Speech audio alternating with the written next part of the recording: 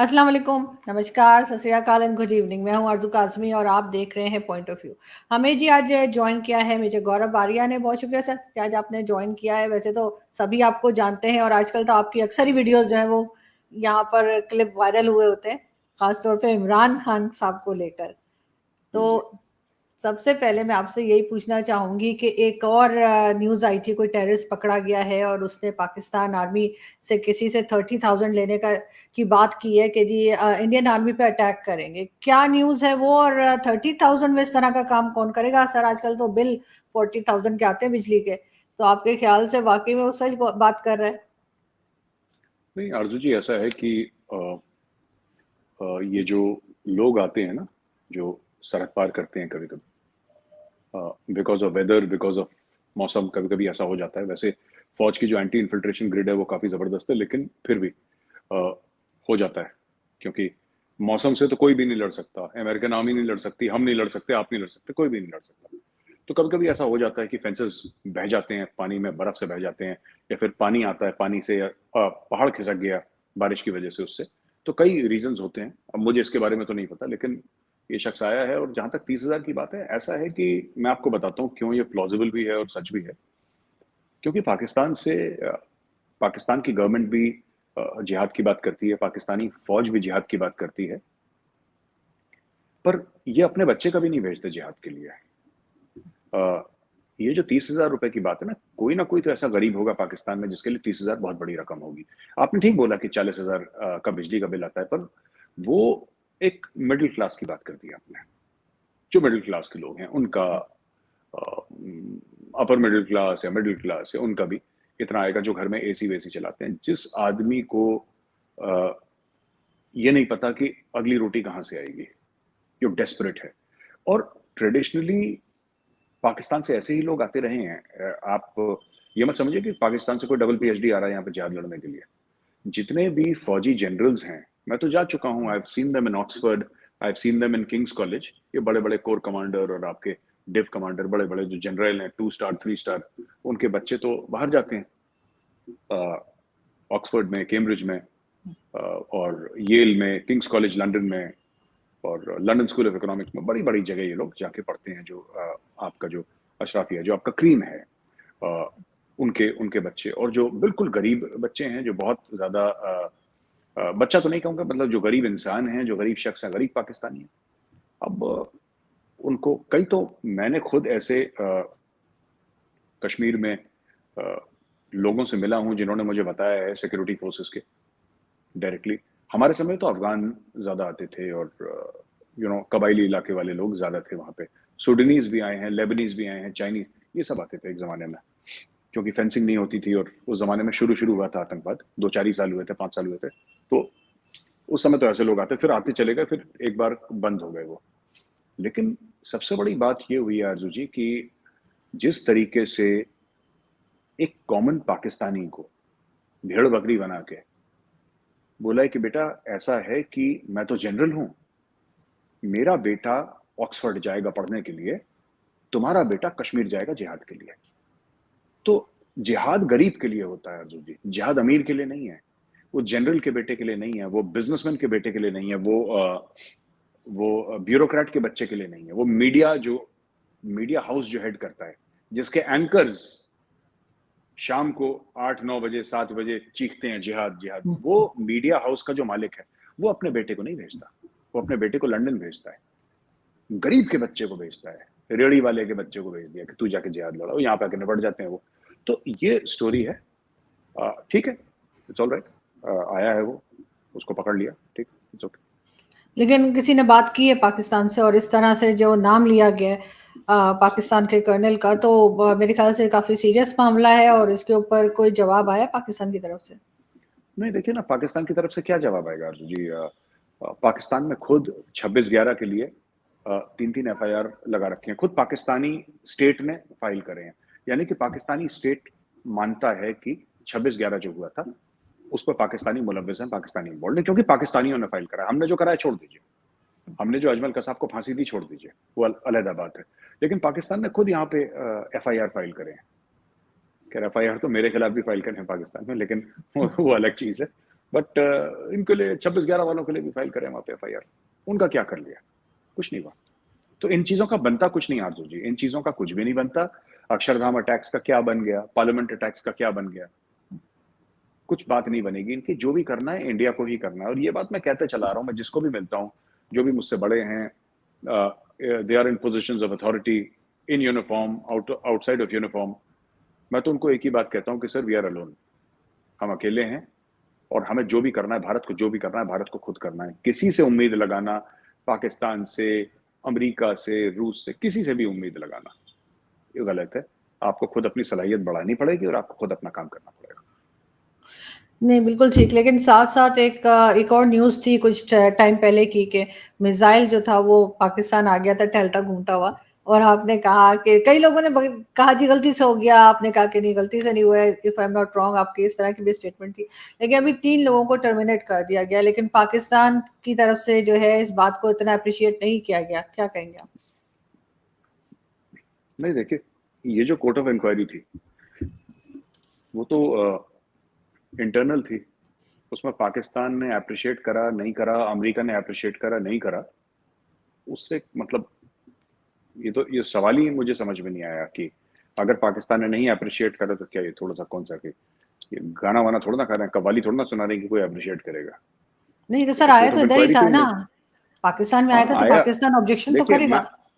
नहीं, पाकिस्तान ऑब्जेक्शन करेगा, पाकिस्तान का काम ऑब्जेक्शन करना नहीं है, पाकिस्तान का काम है कार्रवाई करना। हुँ।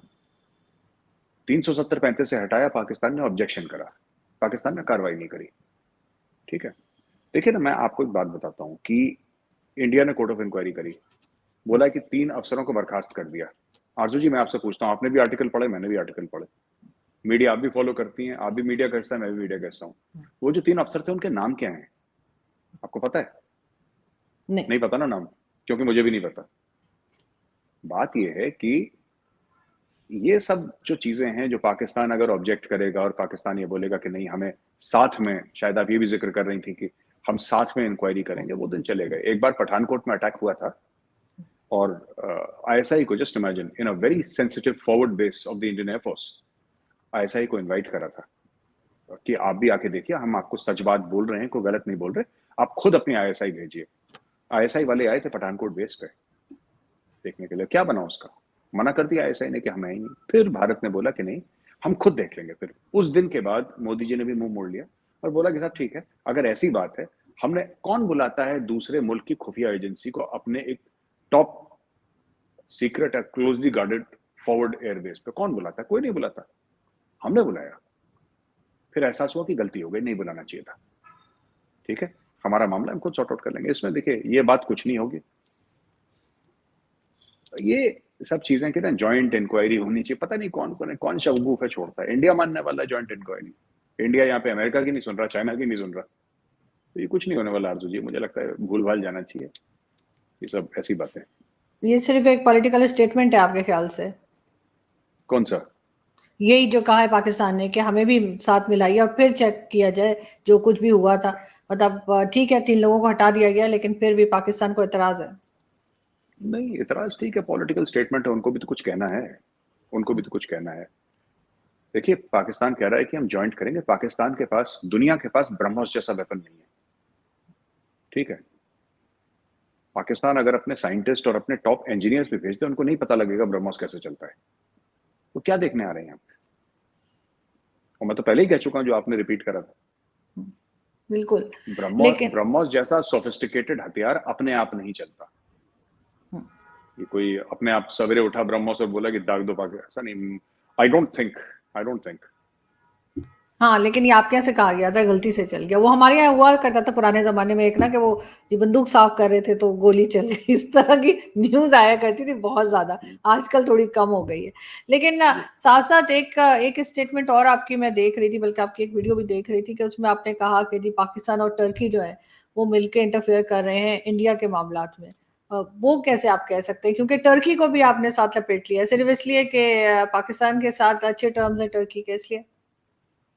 पाकिस्तान के साथ किसी मुल्क के अच्छे टर्म्स नहीं है आरजू जी।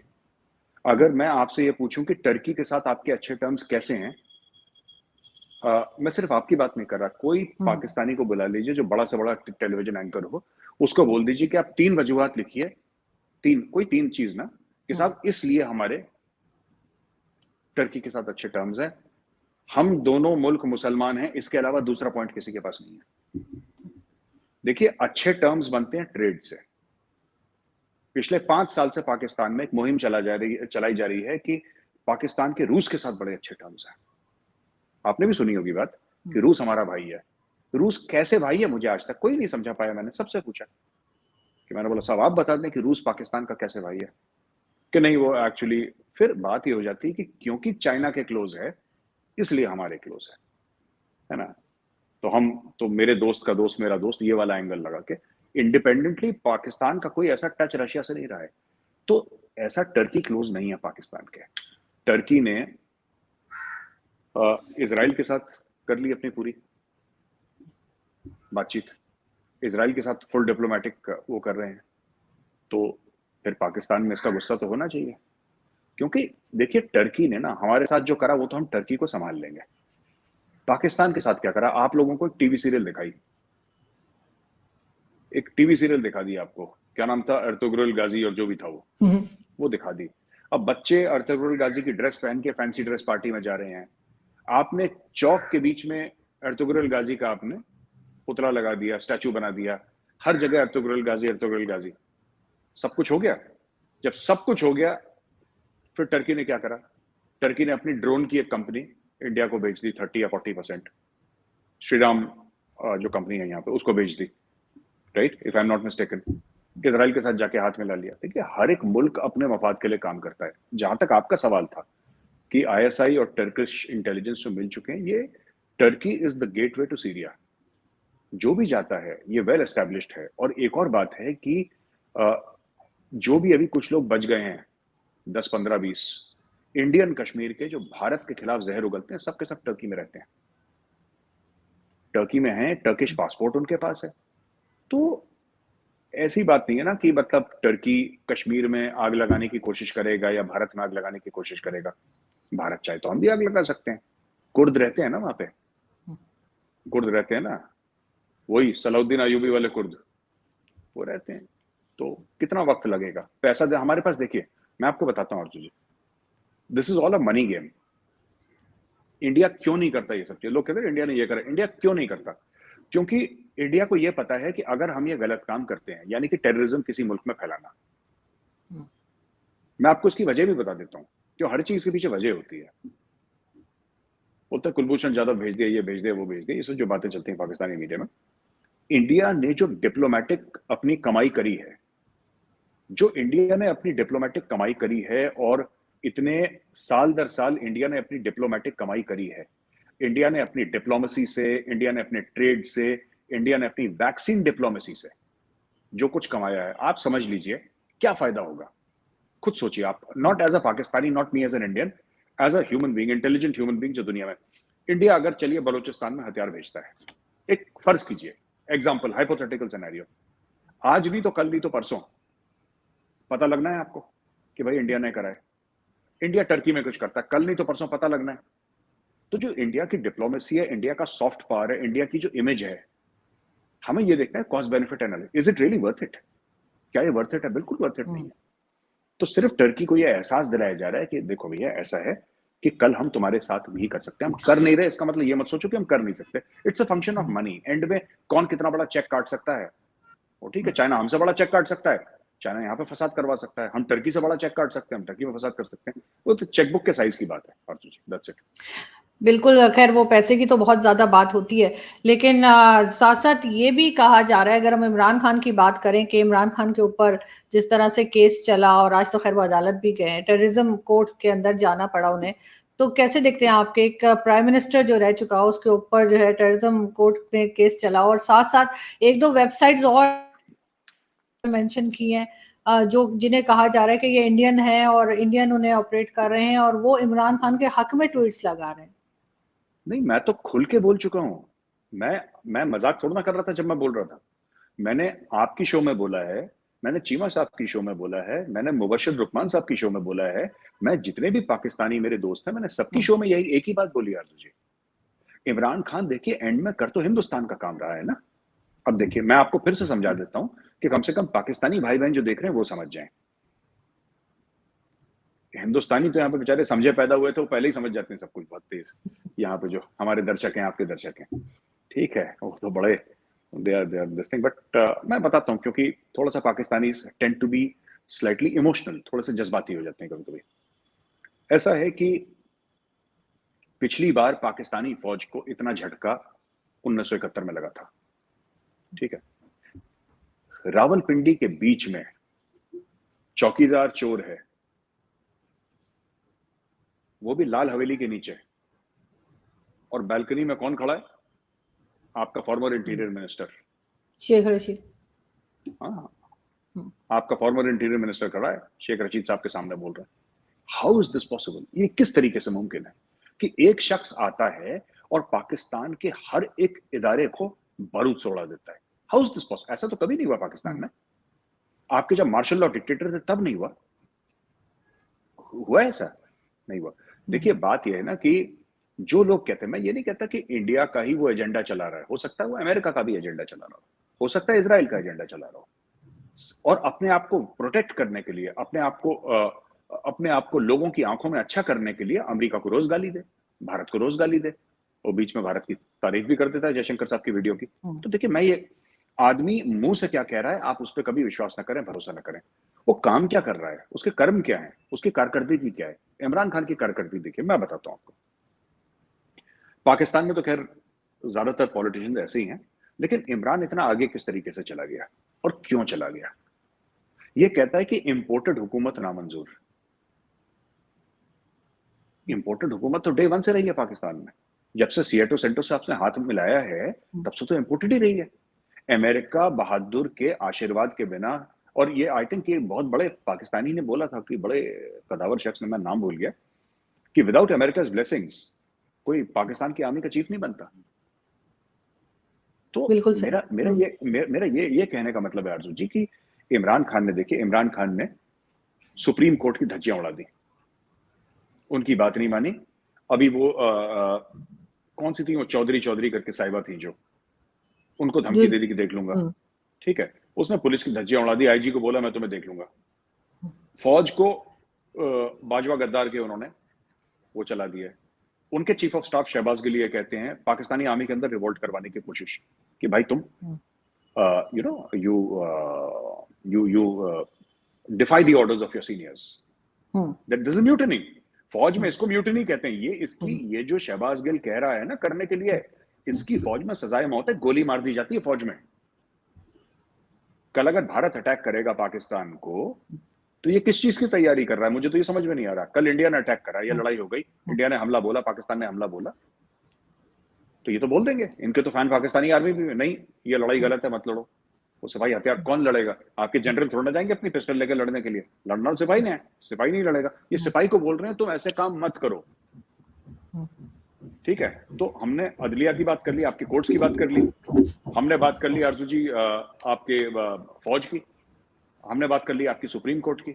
डिप्लोमेसी में इसने अमेरिका से अपने आप को अलग कर दिया, यूरोप का कोई टूर नहीं करा, अमेरिका ने बुलाया नहीं, तो फोन वोन नहीं आया। तो बेसिकली इमरान खान ने अपने रेजीम के दौरान, जब वो प्राइम मिनिस्टर थे और अब जब वो की ऑपोजिशन में हैं, उन्होंने कोई ऐसा इंस्टीट्यूशन ऑफ स्टेट नहीं छोड़ा जिसकी इमरान खान ने धज्जियां न उड़ाई। तो क्यों ना इंडियंस उसको सपोर्ट करें? आप ये बता दीजिए कि आप, ये वजूहत है जिसकी वजह से आप सपोर्ट ना करें, ये एक वजह है जिसकी वजह से वो करेंगे। वो तो स्टार है यहाँ पर बहुत बड़ा इंडिया में। लेकिन मेजर साहब आखिर इमरान खान ऐसा कर क्यों रहे हैं? क्योंकि आपके ख्याल से, क्योंकि जाहिर है कि इनको तो लाई भी फौज है, एस्टेब्लिशमेंट ने इनकी पार्टी बनवाई है, सब लोग जानते हैं कि जितने भी साल इन्होंने लगाए पॉलिटिक्स में कि किस तरह से आए, कौन लाया, सबको नाम तक पता है उन जनरल्स के। तो फिर ऐसा क्यों? जी देखिए मैं बताता हूँ आपको, ऐसा होता है कि ये पाकिस्तान में इसका भी इतिहास है। पाकिस्तान में जो भी सियासतदान प्रधानमंत्री बनता है आपका, वो अपने आप को खुदा समझता है और वो भूल जाता है कि असली में खुदा कौन है। ये हम कई बार डिस्कस कर चुके हैं, मैं दोबारा बताता हूं क्योंकि आपका सवाल आपने वैसे ही पूछा है। यही प्रॉब्लम जुल्फिकार अली भुट्टो की थी। जुल्फिकार अली भुट्टो साहब को जनरल अयूब खान लेकर आए जनरल अयूब खान को डैडी बोलते थे, वो इतने क्लोज थे कि वो अपना बाप मानते थे। जनरल अयूब खान को उनको डैडी बोलते थे। जनरल अयूब खान को उनको लेकर आए, जुल्फिकार अली भुट्टो को उनको प्राइम मिनिस्टर बनाया उन्होंने, और वही ज़िया-उल-हक के खिलाफ हो गए, राइट? फिर ज़िया-उल-हक ने उनको फांसी दिलवा दी। You know the story. ना वो ज़िया-उल-हक से भिड़ते, ना वो ये सब काम होता। नवाज शरीफ को कौन लेकर आ गया? नवाज शरीफ को ज़िया-उल-हक लेकर आया। नवाज शरीफ को पॉलिटिक्स में ज़िया-उल-हक लेकर आया, शरीफ खानदान को। जब ज़िया-उल-हक उनको पॉलिटिक्स में लेकर आया, ये बढ़ गए परवेज मुशर्रफ से। इनको लेकर आए बाजवा, ये बाजवा से बढ़ गए। ये सारे के सारे जितने भी प्रधानमंत्री बनते हैं आपके यहाँ पाकिस्तान में, इनको अपने बारे में गलतफहमी हो जाती है कि मैं खुदा हूं। फिर जो इनको लेकर आए उनसे लड़ना शुरू कर देते हैं। लेकिन इमरान, इसलिए कर रहा है। लेकिन सर इमरान खान की यहाँ पे थोड़ी सी एक बात डिफरेंट ये है कि किसी को फांसी लगा दिया, किसी को मुल्क से निकाल दिया, इनकी सुनते जा रहे हैं, और इस लेवल तक जाकर कोई भी प्राइम मिनिस्टर पिछला, जैसे कह लिया आप, जो पहले प्राइम मिनिस्टर हैं, उन्होंने इस लेवल पे जाकर बात नहीं की जो इमरान खान कर रहे हैं, और तब भी सुना जा रहा है, तब भी छोड़ा जा रहा है। देखिए, मैं आपको बताता हूँ आरजू जी कि इमरान खान ने एक काम तो कर दिया है बहुत बड़ा, आपकी फौज को डिवाइड कर दी। ये इनको फांसी पे लगाना, मुल्क से निकालना कौन करता? फौज करती थी ना, फौज करती थी ना। उसने फौज को ही सेट कर दिया इमरान खान ने, फौज को तकसीम कर दिया। जो आपके वेटरन्स हैं, पाकिस्तानी आर्मी के वेटरन्स, जिनका बहुत जबरदस्त इन्फ्लुएंस है कंपनीज में, स्टॉक मार्केट में, फौजी फाउंडेशन में, उनका बहुत बड़ा एक इन्फ्लुएंस है आरजू जी। इवन जो उनके जूनियर्स हैं, जो अभी इस वक्त जनरल्स हैं, उनके ऊपर होता है इन्फ्लुएंस। तो बात यह है कि ऑल दीज पीपल ना, इनको तकसीम कर दिया। ये लोग इस्लामाबाद प्रेस क्लब पहुंच गए थे झंडे झुंडे लेके, आपको पता है। तो मैं ये कहना चाह रहा हूं कि ये उसने एक फौज, हर सब फौज की ताकत क्या है इंटरनल, अगर मैं बोलूं पाकिस्तानी आर्मी की ताकत क्या है? पाकिस्तानी आर्मी की ताकत यह है कि वो एक मुट्ठी के जैसी थी, right? It was like this. बिल्कुल। आर्मी चीफ से लेकर जो सिपाही था, जो जवान था, वो पुराने जो रिटायर हो गए थे, वो सब कुछ ऐसे थे, एक जबान में बोलते थे। अब उनकी जबान ऐसी हो गई, अब वो दो जबानों में बोलते हैं। वो क्या कर लेंगे? इसको पालना उनकी मजबूरी है, क्योंकि इमरान खान ने पेड़ की जड़ काट दी। उसने पेड़ की जड़ पर वार कर दिया। उसको नहीं फर्क पड़ता कि पाकिस्तान आर्मी रहे ना रहे, उसको कोई फर्क, उसको ये है कि मैं दोबारा वजीर आजम बन जाऊं, और उसके लिए मुल्क को कोई भी कीमत चुकानी पड़े, कोई भी कीमत। बिल्कुल, लेकिन साथ साथ खैर मुझे भी क्योंकि यही हैरत थी कि आखिर इन्हें कुछ कहा क्यों नहीं जा रहा है, क्योंकि हर प्राइम मिनिस्टर जब भी जरा सी भी बात करता है तो उसको जिस तरह से मारा जाता है या निकाला जाता है सबके सामने है। लेकिन इमरान खान के साथ जैसे आप बता रहे हैं कि जाहिर है कि एक हिस्सा फौज का साथ है, लेकिन एक चीज और है मेजर साहब, यहाँ पे अगर हम अफगानिस्तान की बात करें तो अफगानिस्तान को लेकर भी पाकिस्तान में काफी टेंशन है, जिस तरह से बॉर्डर पे जो कुछ हो रहा है, बार बार हो रहा है। एक रीजन आपको ये भी लगता है कि इस वक्त शहबाज शरीफ साहब ने कहा कि हम इंडिया के साथ जो है अमन चाहते हैं, उसकी एक रीजन ये भी है कि एक तरफ क्योंकि चल ही रहा है टेंशन, तो चाह रहे होंगे कि दूसरी तरफ थोड़ा सा जो है कम रहे दबाव। आपको लगता है कि अब जो बात उन्होंने की है शहबाज शरीफ साहब ने, तो इंडिया के साथ अमन हो सकेगा, और क्या पाकिस्तान कभी काबू कर पाएगा ये टीटीपी वालों को? देखिए, इंडिया के साथ तो अमन ही अमन है, लड़ाई नहीं हो रही, सीज फायर है लाइन ऑफ कंट्रोल पे, तो अमन तो है ही। और ये जो आपके ईस्टर्न बॉर्डर्स पे अमन है, यही तो कारण है जिसकी वजह से आपके वेस्टर्न बॉर्डर्स आप थोड़ा बहुत स्टेबलाइज कर सकते हैं। अगर कल India line of control activate कर देता है, जो कि सिर्फ 750 किलोमीटर है, ज्यादा बड़ी नहीं है, ओनली 750 किलोमीटर, अगर कल India line of control activate कर दे, तो आपके वेस्टर्न बॉर्डर्स का क्या होगा? वो तो खा जाएंगे वहां से जो अफगान है अंदर आके, वो अभी भी आ रहे हैं अंदर। आरजू जी, दूसरी बात जो आपने करी ना, बड़ी इंटरेस्टिंग, कि क्या पाकिस्तान कभी कंट्रोल कर पाएगा टीटीपी को या तालिबान को? देखिए, टीटीपी एक माइंडसेट है। टीटीपी को आप गिरोह, एक दहशतगर्द तंजीम, आप उस तरीके से ना समझें, ठीक है? टीटीपी, देखिए, अगर आप उसको एक दहशतगर्द तंजीम समझेंगे तो हाँ, वो देवबंदी हैं, हाँ वो सुन्नी मुसलमान हैं, हाँ वो कबायली इलाके वाले हैं, और हाँ दे ओ लॉयल्टी टू अफगान तालिबान, उनका बैत है वहां पे, ठीक है? और उन्होंने कसम वसम जो भी उठा रखी है वो सब है। मैं ये कहना चाहता हूं आपसे कि आप जब तक आप उसको एक दहशतगर्द तंजीम समझेंगे, आप उसको कभी कंट्रोल नहीं कर सकते। आप पहले समझिए वो एक ज़हनियत है, वो एक माइंडसेट है। वो कौन-सा मौलवी था वो जो यहाँ पे लाल मस्जिद वाला वो लेडीज़ का सलवार पहन के अब्दुल भागा था जो? अजीज, बिल्कुल वो, हाँ, अब्दुल हाँ, बुर्का पहन वो हाँ, नहीं बुर्का नहीं, वो लेडीज़ का सलवार भी पहना था उसने, फिर बुर्का पहना था उसके ऊपर। तो ये जो लेडीज़ ड्रेस पहन के भागा था मौलवी, ये तो तालिबान का नहीं है। पर आप उसके बयान देखिए, आप और जो मौलवी हज़रात हैं उनके बयान देखिए आप। आप तहरीक लबैक वालों के बयान देखिए। तो देखिए खतरा आपका ये नहीं है कि एक टेररिस्ट तंजीम है जिसमें 8-10 हजार लोग हैं या 6,000 या 5,000 लोग हैं और वो पाकिस्तानी फौजियों को मार रहे हैं और सिविलियंस को मार रहे हैं। That is not the danger, that is only 10%। 90% is कि आपने भारत से लड़ने के लिए या रूस के खिलाफ लड़ने के लिए, जिहाद करने के लिए एक सोसाइटी जो कि एक जमाने में रेडिकलाइज नहीं थी, इतनी ज्यादा रेडिकलाइज नहीं थी। Karachi used to be a modern city. Karachi में बार्स होते थे, पब्स होते थे, क्लब्स होते थे एक जमाने में। अब क्या हो गया आरजू जी कि ये जो चीजें हैं पूरी की पूरी ना, इसमें ये हो गया कि आपने पूरी सोसाइटी को रेडिकलाइज कर दिया। पंजाब में ऐसे लोग हैं जो अगर तहरीक तालिबान वाले कल बोलें कि हमें यहाँ पे आना है तो वो तहरीक तालिबान के लिए खड़े हो जाएंगे। ये एक माइंडसेट है आरजू जी, और ये माइंडसेट आपको समझना पड़ेगा। ये Pakistani, it's a mindset issue, it is an ideological issue. ये लॉजिस्टिकल या कोई आर्मी वाला इशू नहीं है कि फौज जाकर ठोक देगी। तहरीक तालिबान आपके गांव गांव में है, आपके शहर शहर, आपके गली गली में तहरीक तालिबान पाकिस्तान है, क्योंकि माइंडसेट ऐसा है लोगों का। नहीं, आपने एक बार ये भी कहा था ना कि इनका इलाज यही है कि इनको जहां मिले इनको मार दिया जाए, ये भी कहा था आपने। देखिए लेकिन अर्जुन जी, देखिए आप सॉरी, आप बोलिए प्लीज, बोलिए प्लीज। लेकिन अगर उनको इस तरह से मारा जाए तो क्या वो पलट के वार नहीं करेंगे? पाकिस्तान के पहले भी देख चुके हैं कई बार जो है वो जिस तरह से बम ब्लास्ट हुआ करते थे सब कुछ, तो वो दोबारा शुरू नहीं हो जाएगा? अर्जुन जी, मुझे तो ये समझ में नहीं आता कि पाकिस्तान की इंटेलिजेंस से इतनी बड़ी गड़बड़ कैसे हो गई आईएसआई की, जो कि वर्ल्ड की नंबर 1 है। इतनी गड़बड़, इतनी बड़ी गड़बड़, इतना बड़ा फ्लॉप शो कैसे हो गया? जिन हकानियों को आपने पाला था, ठीक है, जो पाकिस्तान कहता है बड़े छाती ठोक के कि हमने अफगानिस्तान में सरकार बनाई, तो तभी गए थे नमाज वमाज पढ़ने और चाय वाय पीने ना, फैज हमीद साहब जब आईएसआई के चीफ थे। हमने कराया सब, we did it, we are responsible, और टेलीविजन पे बढ़ के। क्या हुआ उस चीज का? इतना गलत कैसे हो गया 1 साल के अंदर? पाकिस्तानी आईएसआई इतनी मुंह की क्यों खानी पड़ी, मैं ये जानना चाहता हूं। आज वही तालिबान की शय पे तहरीक तालिबान, काफी समय तो झूठ बोला कि तालिबान अलग है और तहरीक तालिबान, आजकल वो झूठ बोलना बंद हो गया क्योंकि उनको पता लगा सामने आ चुका है। आर्मी चीफ ने बोल दिया था सामने, they are the same people. General Bajwa ने बोल दिया सेम पीपल हैं यार, वो they are exactly the same people. और ये जो खैबर पख्तूनख्वा में टीटीपी वाले आए हैं, है ना, जो आपके कबायली इलाके में वजीरिस्तान में आए हैं, साउथ वजीरिस्तान में, ये कहां से आए हैं? कौन इनको शय दे रहा है? खान साहब से पूछिए जरा कि भाई आपने चीफ मिनिस्टर किसको लगा रखा है वहां पे? बिल्कुल। पाकिस्तान तहरीक इंसाफ।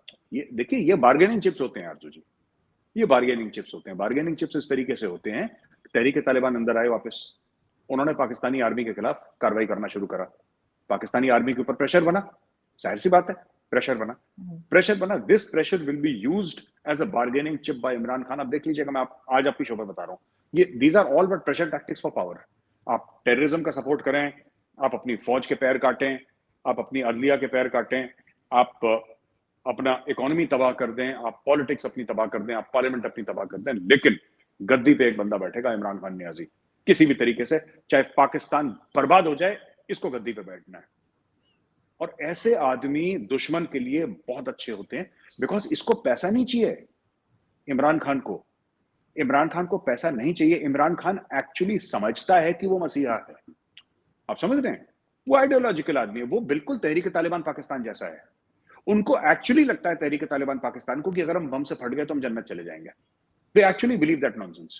इमरान खान ऑल्सो बिलीव्स कि मैं कभी मरूंगा नहीं, अगर कोई मुझे काटेगा तो खून नहीं निकलेगा, और मैं बुलेट प्रूफ हूं, और मैं करीब 100-200 साल तक एटलीस्ट जिंदा रहूंगा, और मैं पाकिस्तान पे, ही एक्चुअली बिलीव्स दैट। और शहबाज जिल जैसे लोग, बेवकूफ लोग, इसको ये बोला खान साहब आप तो, अरे खान साहब आप इतने हैंडसम है, कोई हिसाब ही नहीं है आपका, खान साहब ऐसा है। तो all these things will happen like that because that is the way it is. तो केपीके में इमरान खान की गवर्नमेंट है और वहां पर ही मतलब जाहिर अफगानिस्तान बॉर्डर के ऊपर ये सब कुछ हो रहा है, तो आपके ख्याल से इमरान खान की गवर्नमेंट सपोर्ट कर रही है? क्योंकि भत्ता भी दे रहे हैं ये लोग। देखिए साहब, ऐसा है आरजू जी कि वो भत्ता दे रहे हैं, और इमरान खान तहरीक तालिबान पाकिस्तान को पाकिस्तानी फौज के खिलाफ बार्गेनिंग चिप इस्तेमाल कर रहा है। देखिए, जब आपका और मेरा नेगोशिएशन होगा ना किसी भी बात में, तो I will try to negotiate from a position of strength, you will try to negotiate from a position of strength, और जो जितना स्ट्रांग है वो जीत जाएगा। ये नेगोशिएशन का सिंपल सा फंडा है, वही इमरान खान कर रहा है। पुरानी चीज है, वही कर रहा है, अपने खुद की फौज को ब्लैकमेल कर रहा है वो। सर एक अकेला आदमी ये सब कुछ कर रहा है और बाकी सब लोग बैठ के देख रहे हैं कि वो मुल्क को नुकसान पहुंचा रहा है, अटैक्स करवा रहा है, सब कुछ कर रहा है। एक अकेला इतना मतलब इतनी पावर कैसे आ गई है कि अकेले आदमी ने पूरी फौज को भी घुमा दिया और सब कुछ कर दिया? ये तब होता है ऐसे मुल्कों में जहां पे इंस्टीट्यूशंस कमजोर होते हैं। और मैं एक चीज बताता हूं अर्जुन जी, हो सकता है कि लोगों को पाकिस्तान में पसंद ना आए और हमारे मुस्लिम भाइयों बहनों को पसंद ना आए, लेकिन पूरे आलम इस्लाम में ये परेशानी है। ये इमरान खान की परेशानी नहीं है, all Muslim cultures so to say have this problem. जब भी कोई प्रॉब्लम होती है तो एक बंदा आएगा, सब ठीक कर देगा, एक आएगा हमारी जान बचाएगा।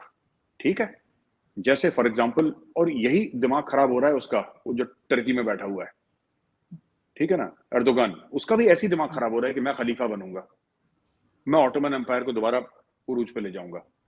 वो उसका तो everybody is like that. You see, एक माइंडसेट है जहां पे इंस्टीट्यूशंस नहीं है या इंस्टीट्यूशंस कमजोर हैं। There is this concept of a strong man, जैसे कि कई अफ्रीकन कंट्रीज में ये कॉन्सेप्ट है स्ट्रॉन्ग मैन का, वहां पे इंस्टीट्यूशंस बिल्कुल खत्म है ही नहीं। एक स्ट्रॉन्ग मैन है जो आएगा और सब कुछ चलाएगा। ईदी अमीन दादा युगांडा का, जो कि खत्म हो गया अभी, ईदी अमीन टाइप का माइंडसेट है। पोल पॉट है कंबोडिया का, वो वाला माइंडसेट है। माओ त्से-तुंग, ये वाला माइंडसेट है। स्टालिन, मतलब हर जगह रिलीजन टच देना, जी हर जगह रिलीजन टच जो दिया जाता है, इमरान खान कहते हैं ना हर जगह पे रियासत मदीना बना दूंगा, हर जगह रिलीजन टच आ रहा होता है। देखिए आरजू जी, रियासत मदीना बना दे, किसने रोका इमरान खान को? 4 साल में कितनी बना दी, ये भी रिपोर्ट कार्ड अपना दे दे सब कि 4 साल में।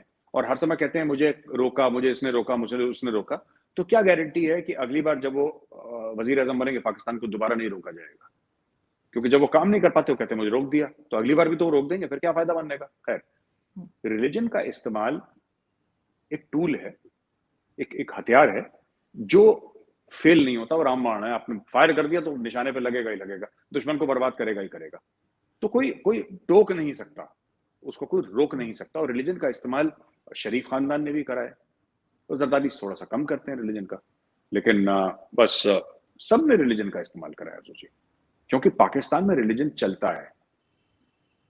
देखिए ना, दूसरी चीज है, वही मैंने बोला, ये पाकिस्तान में भी बहुत पुराना है कि एक आदमी आएगा जो सब ठीक हो जाएगा। परवेज मुशर्रफ के दौर में इकोनॉमी अच्छी चल रही थी। आयूब खान के टाइम पे देखो, हमने लोगों को सिखाया कि एयरलाइन कैसे चलाते हैं। आपने सुने होंगे सब डायलॉग पुराने पाकिस्तान के।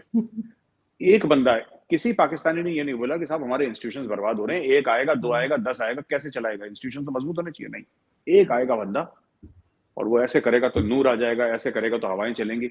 ये बिलीफ के चलते ही पाकिस्तान में इतने बुरे हाल है। Imran Khan is a product of that mindset of Pakistanis.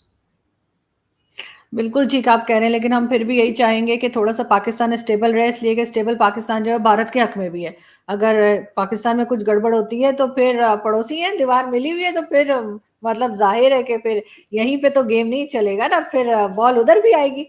तो थोड़ा सा ये ख्याल करना चाहिए। और बॉल तो इधर 35 साल से है अर्जुन जी, बॉल तो इधर 35 साल से है। बॉल दूसरी भी। देखिए मैं एक और चीज कहना चाहता हूँ। I think you are ending the show. नहीं श्योर। इंडिया में काफी टाइम तक लोग ऐसा समझते थे कि स्टेबल पाकिस्तान जो है, एक मजबूत पाकिस्तान भारत के हक में है, ऐसा लोग समझते थे। आजकल लोगों की थिंकिंग बदल गई है। अभी कहते हैं कि कमजोर पाकिस्तान इंडिया के हक में है, क्योंकि मजबूत पाकिस्तान भी हमने देख लिया। ठीक है ना, जब पाकिस्तान अपने अंदरूनी मामलों से उलझा रहेगा, इन सब चीजों में उलझा रहेगा, तब पाकिस्तान जिसको कहते हैं कि शैतानी कम करेगा, ऐसा मानना है लोगों का। भारत में तो ऐसा इंडिया में सोचते हैं बड़े बड़े थिंक टैंक वाले।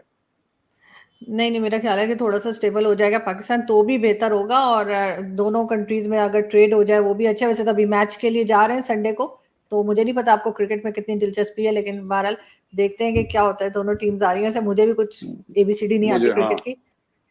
मैं सिर्फ विराट कोहली को पहचानती हूँ और मुझे कुछ नहीं पता। मैं सिर्फ विराट कोहली हो तो मैं देख लेती हूँ one day. Thank you so much कि आज आपने ज्वाइन किया, बहुत शुक्रिया। Thank you.